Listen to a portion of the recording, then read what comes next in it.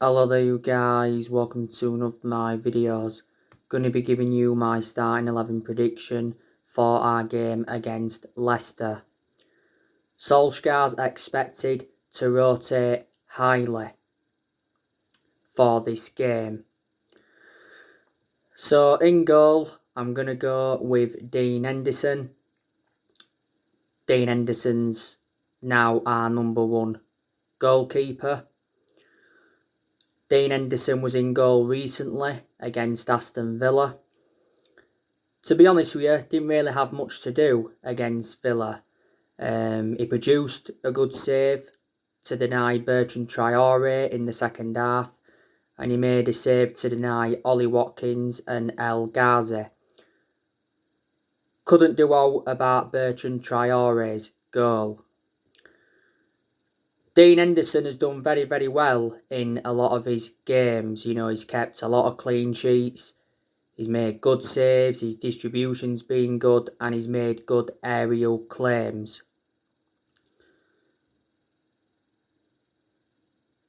Dean Henderson's obviously got that experience behind him because he endured 2 successful loans with Sheffield United. He's also had other loan spells before. Before the start of this season, Dean Henderson signed a 6-year contract with Manchester United, so reflecting on that, he committed his future to the club. At right back, I'm going to go with Brandon Williams, because you can put Brandon Williams at right back, but he's predominantly a left back. But Brandon Williams is our third choice left back. Doesn't really get in the team now. Williams did play a lot of games last season. That's only because Luke Shaw had a couple of periods out with injury. At the start of this season, we give Brandon Williams that number 33 shirt. So I think he will replace Wan-Bissaka. Do you think Man United could loan Brandon Williams out to obviously get him more experience and obviously get him more game time? The 2 centre-halves, I'm going to go with Eric Bailly and Axel Tuanzebe. Eric Bailly obviously didn't start against Aston Villa, but he did come on. I'm glad that Eric Bailly is staying at Manchester United because he is a very, very good centre-half. He intercepts the ball well. He shows the ability to play out from the back. He's very effective in the air. My only element of concern about Bailly is injury prone, so in that aspect he is a liability. Not so long ago, Eric Bailly signed a new contract with Man United until 2024. There is an option of a further year. Bailly signed the new contract because he believes he's going to get back into the team. Bailly has been at the club now quite a few years. We got him from Villarreal for £30 million.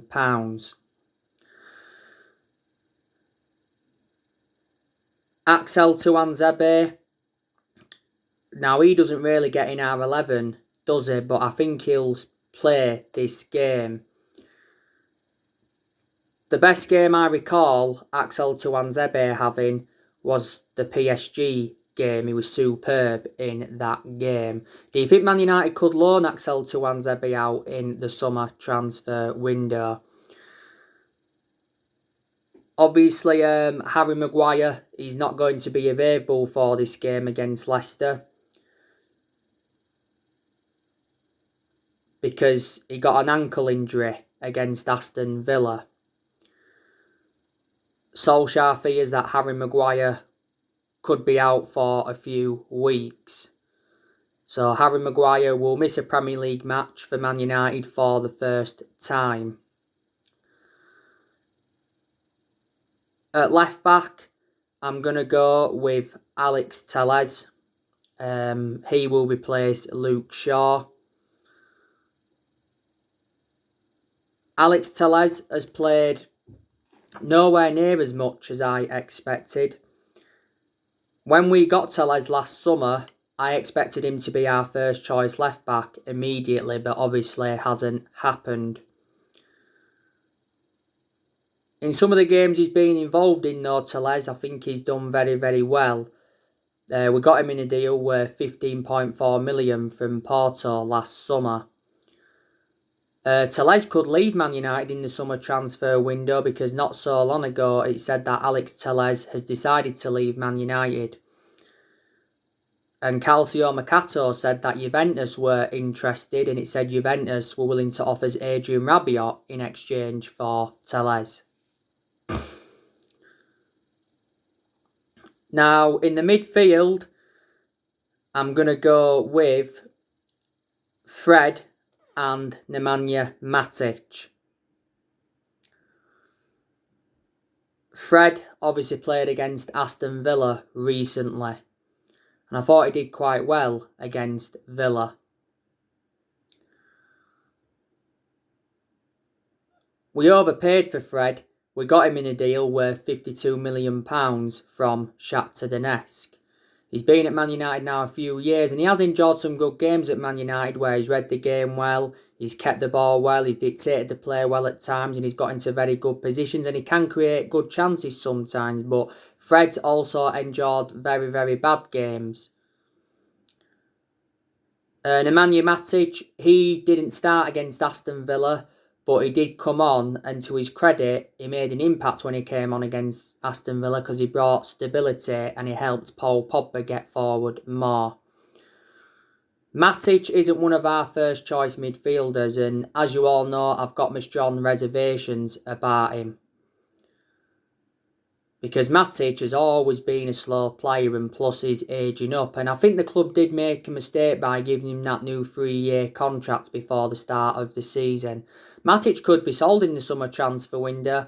He's been at the club now quite a few years. We got Matic in a deal worth 40 million from Chelsea back in 2017.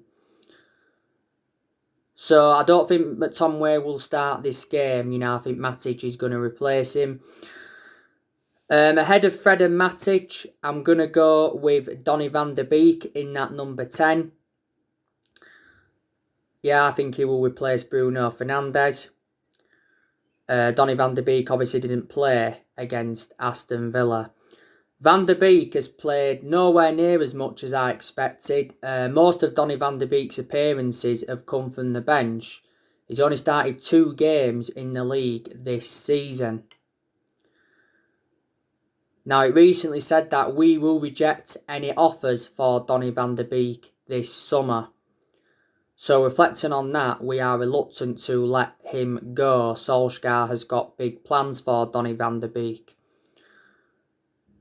It recently said that Jose Mourinho is ready to offer Donny van de Beek an escape from Manchester United. He said earlier on this season that we was considering a Donny van de Beek swap deal. There was talks of an Adrian Rabiot and Donny van de Beek swap deal. Ronald de Boer earlier on this season backed Donny van de Beek to become a success at Man United, and he said he still feels loved at the club despite his lack of game time. Now, earlier on this season, it said that Van de Beek wanted to hold showdown talks with Ed Woodward over his future. And it said, Van de Beek wanted to quit Man United after one season due to his lack of game time. We got him in a deal worth 40 million from Ajax last summer. And he's versatile. Van de Beek can play in 3 different roles. Solskjaer did make an admission regarding Van de Beek earlier on this season, saying that he was unhappy, but he promised him more game time. And ESPN said back in January that we rejected several loan offers for Van de Beek.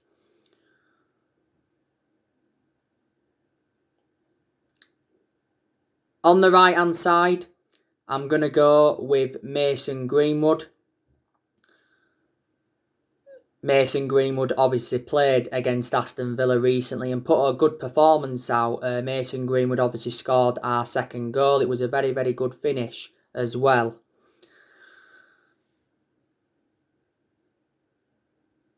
Mason Greenwood has been absolutely superb in a lot of his games since he broke into our senior squad. Greenwood made his senior debut in 2019. He's been a United player since the age of 7, so he's been part of the club for a long time. And earlier on this season, he signed a new 4-year contract with Man United. Obviously, deserved a new contract, reflecting on his good performances. Don't forget, Greenwood went a long time without scoring a goal. Solskjaer's been defending him a lot this season, though. Earlier on this season, he was in and out of the team. But whether Greenwood plays on that right-hand side or whether he plays centrally, we seem to get the best out of him.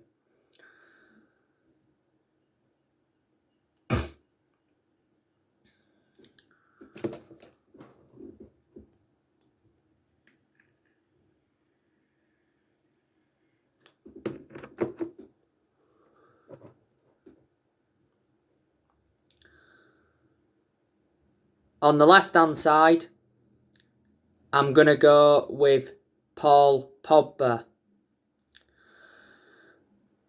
Paul Pogba obviously played against Aston Villa.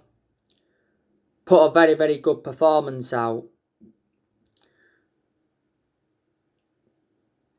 Obviously, Paul Pogba was the one that won the penalty against Aston Villa because he got brought down by Douglas Luiz.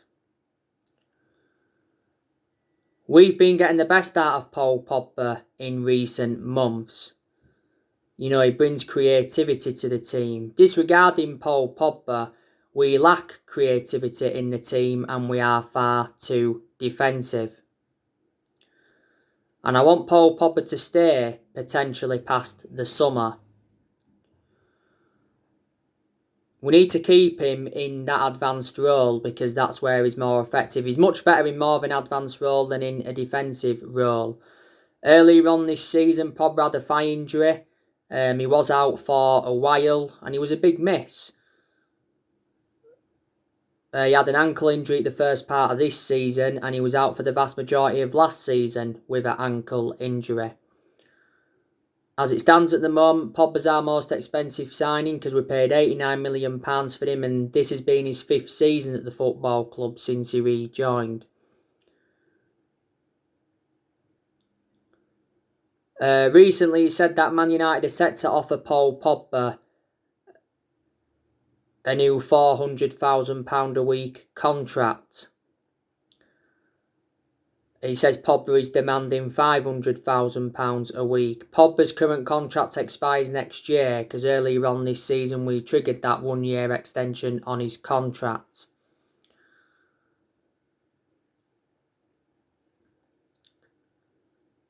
He said recently though that Man United will sell Paul Pogba in the summer transfer window if he doesn't sign a new contract.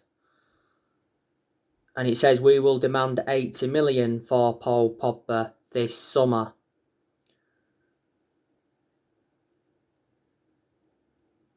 Solskjaer wants Paul Pogba to stay because he said earlier on this season that Paul Pogba's future lies at Man United and Solskjaer said he hopes he signs a new contract. And our players would be devastated if we decided to sell Pogba in the summer transfer window.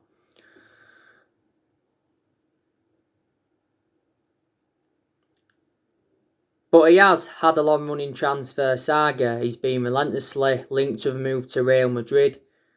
PSG have been in for him. Barcelona have been in for him. And his former club Juventus have been in for him. Pogba enjoyed 4 good years with Juventus before he rejoined Man United. So I said if he does go in the summer transfer window, he'll go back to Juventus. Mini Oriola has done quite a lot of talking throughout the course of this season. He said not so long ago that Paul Pogba wants to win trophies at Man United or another top European club. He said that Pogba's future is still in doubt and he spoke about a Eden Hazard and Paul Pogba swap deal. And earlier on this season, Mini Oriola said he doesn't give a fuck if he doesn't take another player to Man United, as long as his clients are happy. And he did criticise Sir Alex Ferguson for forcing Pogba out of the club when he was younger. He did say as well earlier on this season that he's got no intentions of destabilising his client's season, and he made an admission saying that he's working quietly on Paul Pogba's transfer to avoid offence. And he did make an announcement back in December last year regarding Pogba, and Solskjaer was furious with Mini Oriola's announcement. So yeah, I'd say Pogba on the left-hand side, and up top, I'm going to go with Edison Cavani. Cavani obviously didn't start against Aston Villa, but he came off the bench and scored our third goal. It was a very, very good header.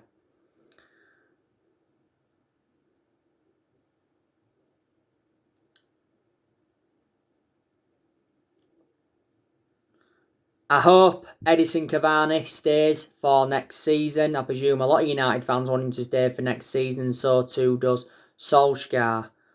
Now, I think he's close to signing this one-year contract extension. He said not so long ago that Edison Cavani has decided that he wants to stay at Man United in the summer. It said it was expected to be official last week. Solskjaer did say, didn't he, not so long ago, he's doing all he can to convince Edison Cavani to stay at the club. Before that, he said he wasn't 100%, his future was not 100% decided. But not so long ago, Cavani had a meeting with Manchester United and he asked to leave Man United for Boca Juniors.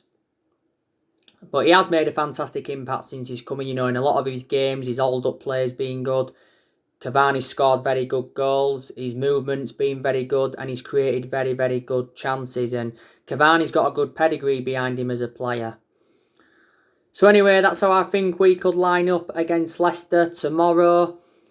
The injuries we've got is obviously Anthony Martial. He's out of an knee injury. It's very, very likely he's going to be out for the remainder of the season. There again, Solskjaer hopes Martial will be fit for the Europa League final against Villarreal. Phil Jones, he's still out with injury. He's been out of injury for over a year. Doesn't get in our team anyway. And Daniel James is out with injury.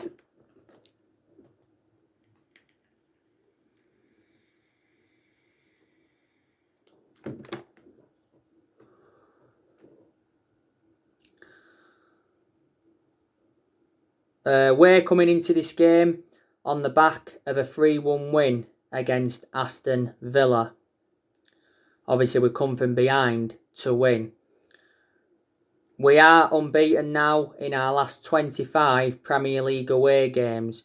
So we haven't lost away from home in the Premier League for over a year. Leicester, they lost their last game 4-2 to Newcastle. That was a surprise. Leicester are sitting fourth in the Premier League. As you all know, Leicester are in the FA Cup final. They do play Chelsea. It would be very, very good to see Leicester win the FA Cup, but I'm very, very sceptical about it. I think Chelsea will have too much for them.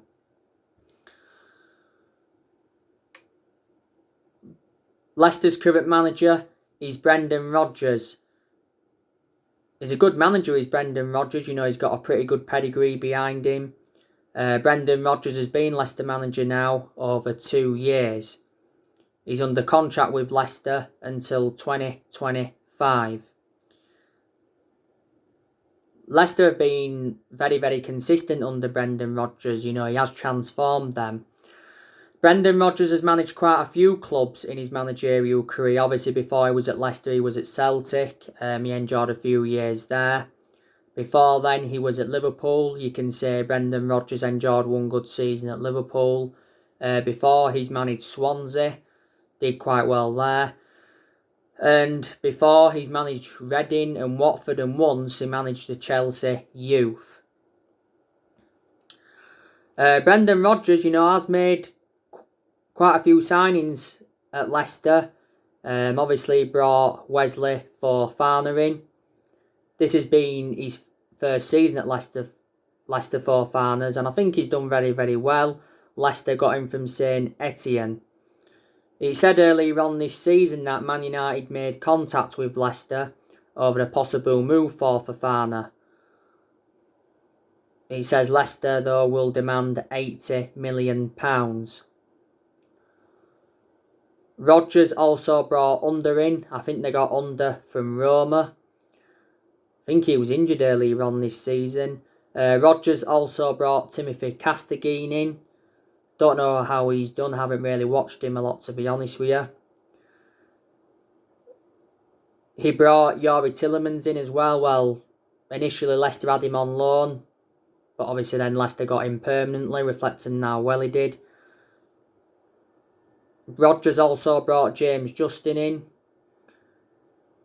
James Justin's out with injury for the season, so he won't be playing in this game. He also brought Dennis Pryor in. I think he was injured earlier on this season. Brendan Rodgers also brought Perez in. I think he's actually done very, very well at Leicester. So there, quite a few of the signings that Brendan Rodgers has made at Leicester. They have got some injuries. Obviously, Wes Morgan, he's out with injury. Johnny Evans, he's out with injury.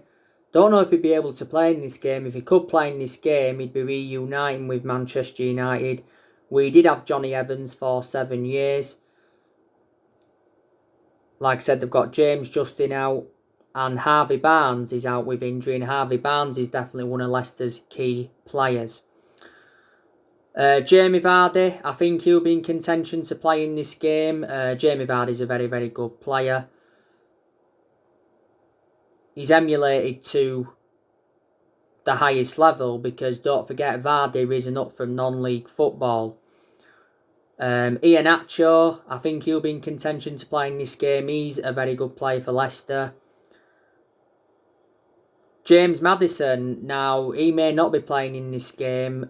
James Maddison's definitely one of Leicester's key players. Man United have been in for him before. Wilfred Ndidi, he's also very, very good for Leicester. I think he's been at Leicester now a few years.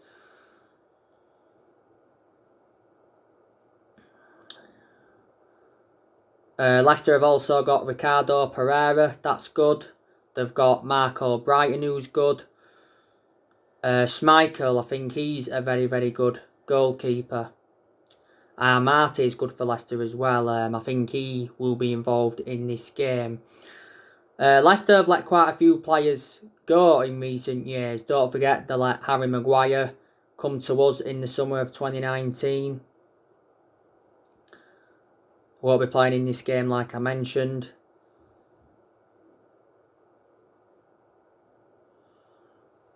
They let Ben Chilwell go to Chelsea last year. They let Danny Drinkwater and N'Golo Kante go to Chelsea. And they lost Riyad Mahrez to Man City in the summer of 2018. We've played Leicester twice this season. Earlier on this season, they beat us 3-1 in the FA Cup quarter-final. Leicester fully deserved that win because they really, really dominated and we were so poor. And Fred was abysmal in the FA Cup game against Leicester. It's probably the worst game he's endured in a Manchester United shirt because he gave the ball away countless times and he was accountable for Leicester's first goal. And we drew with them 2-2 at the King Power earlier on this season. We did do the double over Leicester last season though, beating them 1-0 at Old Trafford and we're beating them 2-0 at the King Power on the final day of last season.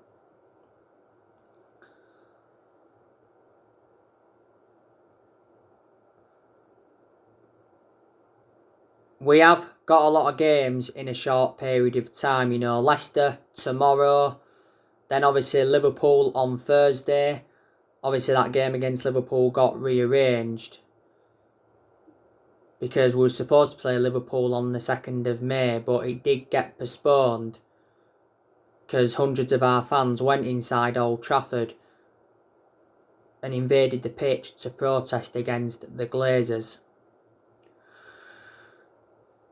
And obviously, at the weekend, we do play Fulham. And then after Fulham, it's Wolves. And then it's Villarreal. And then that's it.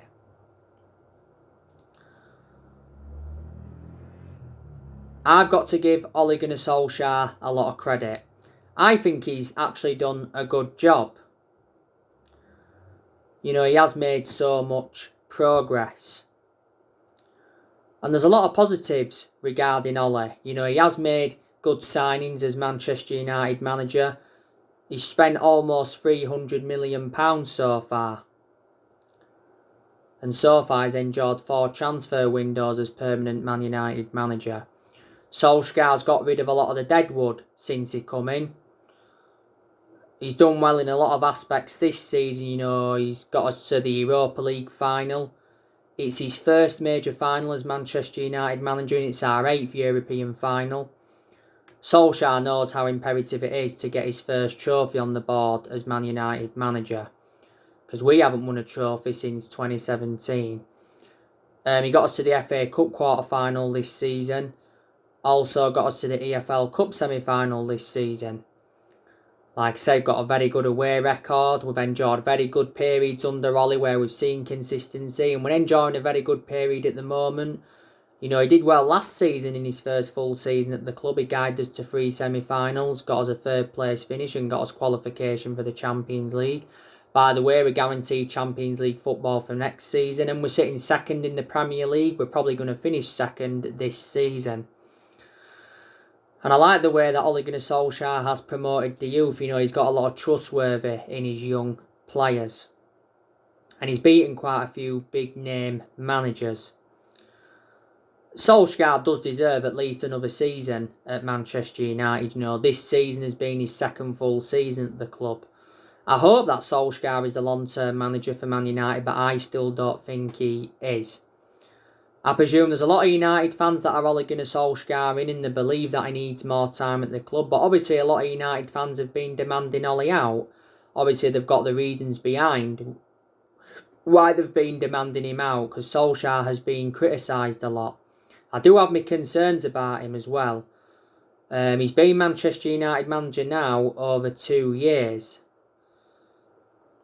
So, reflecting now on he's been at the club, he has gained some managerial experience and he's learnt quite a bit on the job.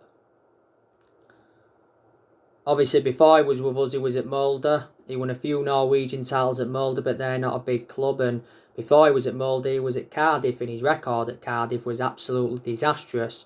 He only enjoyed a short tenure with Cardiff. But whether Solskjaer succeeds as Man United manager or not, I'll still always adore him, because at the end of the day, he's a club legend. You know, he enjoyed 11 years as a player for Man United and he flourished under Ferguson's guidance. When Solskjaer taken over at Man United, he knew it was going to be a massive job, despite him knowing the club through thick and thin. And we appointed Solskjaer in December 2018 to replace Mourinho, and he's been permanent Man United manager since March 2019. He did well as the interim manager, didn't he? So that's why the club decided to give him the job permanently a couple of years ago. He said earlier on this season that Solskjaer agreed a new 3-year contract worth 30 million. Solskjaer's just got under a year left on his current 3-year contract.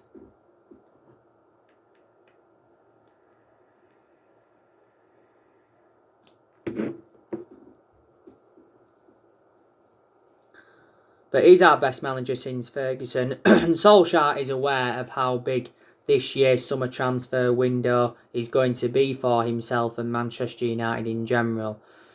I'm expecting us to make around 3, 4, maybe even 5 signings in the summer transfer window. So I'm expecting us to spend a substantial amount. And I've already identified the areas in the squad where we need to strengthen up. Solskjaer's made it clear that he wants good backing in the summer transfer window. You know what? I'm expecting him to get the backing he deserves. So in my next video, I'll be giving you an update on some more transfer news. Drop your comments, likes below on the channel. If you do, consider subscribe as always, and take care. God bless. See you all again very, very soon.